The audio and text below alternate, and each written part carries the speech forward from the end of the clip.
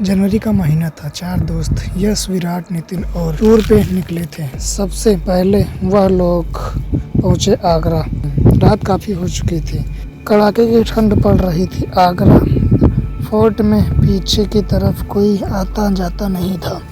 वहाँ 1-2 लोग तंबू डालकर रहते भी थे और वहाँ पर घूमने के लिए भी कोई नहीं आता, क्योंकि आगरा फोर्ट बहुत बड़ा है। यश अपने दोस्त के साथ वहीं पर बैठा था। ठंड काफ़ी हो रही थी, इसीलिए उन लोगों ने आग जला ली, पर उन्हें डर था कि कहीं यहाँ कोई ना कोई आ जाए उन्हें डिस्टर्ब करने के लिए। पर रात के करीब 2 बज रहे थे, इसीलिए वहाँ पर किसी के आने की कोई संभावना नहीं थी। चारों दोस्त आग जलाकर आपस में बातें कर रहे थे। क्या मस्त जगह है। अभी यहाँ पर राजा महाराजा लोग रहा करते थे। सैकड़ों सैनिक यहाँ पर खड़े रहते होंगे जहाँ पर हम लोग बैठे हैं। हो सकता है यहीं पर कितने लोग मारे गए हों, पर आज देखो इतना बड़ा किला खाली पड़ा है। अब यहाँ सिर्फ घूमने के लिए लोग आते हैं। अच्छा हुआ हम लोगों ने कोई होटल नहीं लिया, और हम लोग अब आगे कहीं पर भी जाएंगे तो होटल नहीं लेंगे, ऐसे ही रात बिताएंगे। कितना अच्छा माहौल लग रहा, और इस तरह के डरावने एक्सपीरियंस करने में बहुत मज़ा आता है। तो ठीक है, हम सभी लोग अब जहाँ भी जाएंगे ऐसी ही जगह पर रात बिताएंगे जो कि बहुत डरावनी हो, और उसमें 4 चांद लगाने के लिए हर बार हम में से कोई ना कोई एक हॉरर कहानी सुनाएगा। लेकिन वो कहानी बनावटी नहीं होनी चाहिए, सच में उसके साथ वैसी घटना घटी होनी चाहिए, क्योंकि हर किसी के साथ कभी ना कभी डरावनी चीज़ें होती ही हैं। तो ठीक है, यस प्लान तूने बनाया है तो सबसे पहले कहानी तू ही सुनाएगा। इसके बाद हम डिसाइड कर लेंगे कि नेक्स्ट कहानी कौन सुनाएगा। ठीक है यस, ठीक है, तो दिल थाम कर तुम लोग बैठ जाओ और सुनो। विराट, यह कहानी तुझे ज़रूर पता होगी कि तेरे साथ जो एक्सीडेंट हुआ था, मैं वही कहानी सुनाने वाला हूँ। अच्छा, वो कहानी सुनाने जा रहा है तो यार उस बारे में मैं सोच लेता हूँ ना तो मेरे रोंगटे खड़े हो जाते हैं। ठीक है, सुना, मज़ा आएगा। तो कहानी यहाँ से शुरू होती है कि रात के करीब 1 बजे हाईवे पर मैं अपनी स्कूटी से कहीं जा रहा था। हाईवे पर दूर दूर तक कोई नहीं दिखाई दे रहा था। चारों तरफ सिर्फ सन्नाटा था। हवाओं की भयानक डरावनी आवाज़ें मेरे कानों में बार बार पड़ रही थी, लेकिन मैं स्कूटी ड्राइव किए जा रहा था। पता नहीं विराट किस हालत में होगा। अब कब से दारू लेने गया था। आधी रात हो गई, अभी तक नहीं लौटा। मैंने स्कूटी और तेज कर दी कि तभी एक बूढ़ा इंसान सामने आ जाता है। मैंने अचानक ब्रेक लगा दी और स्कूटी रुक गई। बाबा का चेहरा बहुत ही भयानक लग रहा था। मैंने तेज आवाज में बाबा को बोला, अरे बाबा, पूरी सड़क खाली पड़ी है, मेरी गाड़ी के सामने ही आना था आपको। अभी आपको चोट लग जाती तो फिर बहुत कुछ बोले या नहीं वो बोले, पर उनका जवाब मुझे समझ नहीं आया। चोट तो बहुत पहले ही लग चुकी है बेटा, ऐसे चलोगे तो चोट लगेगी ना ही। हाँ, लेकिन अब मुझे कभी चोट नहीं लग सकती बेटा, चाहे मुझ पर कोई गाड़ी क्यों न चढ़ जाए। मैं बाबा की बात सुनकर थोड़ा हैरान हुआ। हैरान तो हम लोग भी हैं। आगे सुनाओ, मैंने बाबा से कहा। यह क्या कह रहे हो आप। इतने में बारिश होने लगी, आसमान में बिजली कड़कने लगी। मैंने सोचा यह अचानक बारिश कैसे होने लगी, अभी तो आसमान बिल्कुल साफ था। तभी बाबा ने कुछ ऐसा बोला जिस पर यकीन करूं या ना करूं समझ नहीं आ रहा था। आसमान तो अभी भी बिल्कुल साफ है बेटा, ऊपर देखो। मैंने अपना चेहरा उठाकर देखा तो आसमान बिल्कुल साफ था। चांद तारे साफ दिखाई दे रहे थे आसमान में। यह सब देखकर मैं हैरान रह गया। तभी मैंने बाबा से कहा, बाबा यह सब कैसे हो रहा है, मुझे कुछ समझ नहीं आ रहा है। चलो वो सामने मेरी कुटिया है, मैं तुम्हें सब बताता हूँ। नहीं बाबा, मेरा दोस्त विराट इस रास्ते से दिन में कहीं गया है, अभी तक वापस नहीं लौटा। मुझे उसे ढूंढना है। मुझे पता है तुम्हारा दोस्त कहाँ है। आओ मेरे साथ बाबा की यह बात सुना।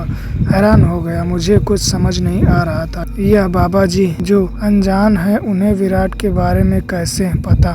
खैर मैं बाबा के पीछे पीछे उनके कुटिया तक पहुंच गया। तो बाबा अंदर से लालटेन लेकर आए और उसे जला के कुटिया के बाहर ही बैठ गए। बाबा भी ठीक मेरे सामने बैठ गए और मैंने उनसे कहा, बाबा आप जल्दी बताओ यह सब क्या है, कहाँ है मेरा भाई।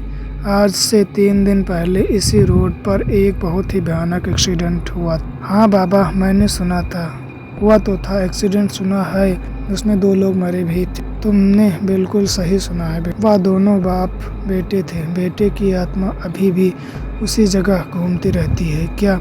हाँ, और उसकी आत्मा अलग आत्मा के चक्कर में पड़कर खतरनाक हो गई है। अब वह उस रास्ते से निकलने वाले की जान ले लेती है। बाबा की यह बात सुनकर मैं डर गया और मैंने कहा कि मतलब उसकी आत्मा ने मेरे भाई, अभी नहीं, अभी तुम्हारा भाई उसकी कैद में है, नहीं है, मरा नहीं है उसको, पर उस आत्मा ने विराट को अभी तक मारा नहीं था। यह बात बाबा को कैसे पता थी?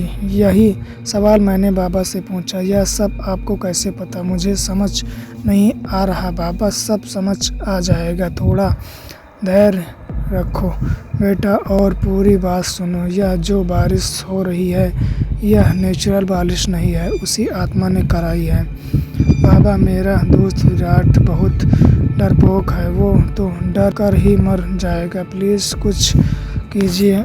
जब आप इतना कुछ जानते हैं तो मेरे भाई को बचा भी सकते हैं ना? हाँ बचा सकता हूँ, लेकिन इसके लिए तुम्हें उसी जगह जाना होगा जहाँ एक्सीडेंट हुआ था। आप नहीं चलोगे मेरे साथ? बाबा मेरा यहाँ रहना ज़रूरी है, तुम जाओ, तुम्हारा दोस्त बच जाएगा। अगर ज़रूरत पड़ी तो मैं तुरंत आ जाऊंगा। ठीक है बाबा, चलता हूँ मैं, मेरे भाई को बचा लेना करो। मैं वहाँ से उठा, अपनी स्कूटी स्टार्ट की और चला गया। जैसे ही वहाँ पर मैं पहुँचा अचानक बारिश तेज हो गई, हवाएं तेज हो गई, भयानक आत्माएं विराट को घेर कर वो उसे डरा। वह नज़ारा बेहद खौफनाक था। विराट धीरे धीरे दबी आवाज़ में रो रहा था। मैंने अपने डर को कंट्रोल किया, तुरंत अपनी स्कूटी से उतरा और आगे बढ़ गया। विराट तुम्हें कुछ नहीं होगा। विराट ने जैसे ही मुझे देखा उसके चेहरे पर थोड़ी राहत दिखी। यस बचाओ मुझे, यह आत्मा मुझे मार डालेगी, आज तुझे भी निपाट देता हूँ। तभी अचानक बारिश रुक गई, आसमान में बिजली कड़की जिससे एक तेज रोशनी पैदा हुई और तभी मैंने देखा कि वहाँ पर बाबा आ गए थे। तुम यहाँ से चले जाओ पापा, ये दोनों मेरे शिकारी हैं, इन दोनों को तुम कुछ नहीं करोगे, यह मैं नहीं होने दूंगा। तभी कुछ ऐसा हुआ कि जिस पर मुझे यकीन ही नहीं हुआ। ऐसा क्या हुआ? यस बाबा की आंखों से एक चिंगारी निकली जिससे वह आत्मा जलकर खत्म हो गई। बाबा यह तुमने क्या किया? पर बाबा को यह आत्मा पापा क्यों बोल रही? मैं भी इस बात से बहुत हैरान हुआ। मैं बहुत हैरानी से बाबा को देख रहा था। हैरान मत हो, 2 दिन पहले जो एक्सीडेंट हुआ था मैं और मेरा बेटा ही मरे थे उस एक्सीडेंट में। इतना बोलकर बाबा धुआं बनकर आसमान में उड़ गया। इन सब के बीच विराट भागकर मेरे पास आ गया। अच्छा हुआ तू आ गया, तुझे कुछ नहीं होगा। मैं विराट को स्कूटी पर बिठाया और वहाँ से चला गया। वाह यार विराट, वैसे यस जब तू स्कूटी से बाबा से टकराया था ना, उन्होंने कहा था कि अब मुझे चोट नहीं लग सकती, चाहे कोई गाड़ी भी मुझ पर क्यों न चढ़ जाए। तभी मुझे हल्का हल्का डाउट हो गया था बाबा के ऊपर। तभी अचानक किसी के कदमों की आवाज़ आने लगी। चारों दोस्त बिल्कुल चुप हो गए। लगता है कोई सिक्योरिटी गार्ड यहाँ आ रहा है। जैसे ही वह कदमों की आवाज़ उनके पास आकर रुकी, यस और विराट हैरान हो गए। उन्हीं बाबा की आत्मा है। अबे भागो यहाँ से। नितिन और मीत डर कर वहाँ से भाग गए। दोस्तों स्टोरी अच्छी लगे तो मेरे चैनल को सब्सक्राइब करें।